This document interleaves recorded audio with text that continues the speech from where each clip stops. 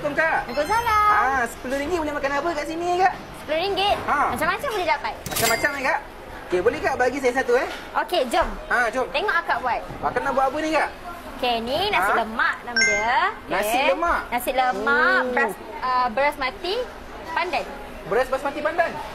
Okey, lepas sedap tu, ni, Kak. okey. Lagi. Okey, ni Ni apa Kak? ada ikan bilis dengan ni macam biasalah. Nasi lemak biasa. Kacang-kacang ikan bilis ni apa Kak? Timun. Timun ni Kak. Baik. Lagi. Lepas tu telur. Dapat telur rebus Okey. satu. Ya. Lagi Lepas tu Kak. kita dapat ni. Ni apa Kak? Ini kobis kunyit goreng. Kobis goreng. Ya. Oh. Tak. Ni. Letak apa Kak?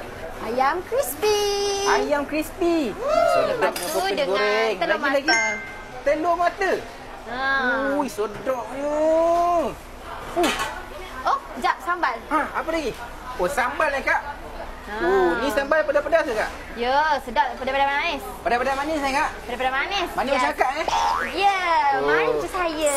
Dah siap. Wah, dah siap kat nasi lemak saya Kak. Ya, total ni RM9.55 sahaja. Ui, berbalanya Kak. Okey Kak, saya halalkan je 50 sen tu Ya ke? ambil je Kak. Loh, terima kasih. Okey, mantap Kak. Mantap. Alright, enjoy. Nasi lemak harimau. Murah. Mari.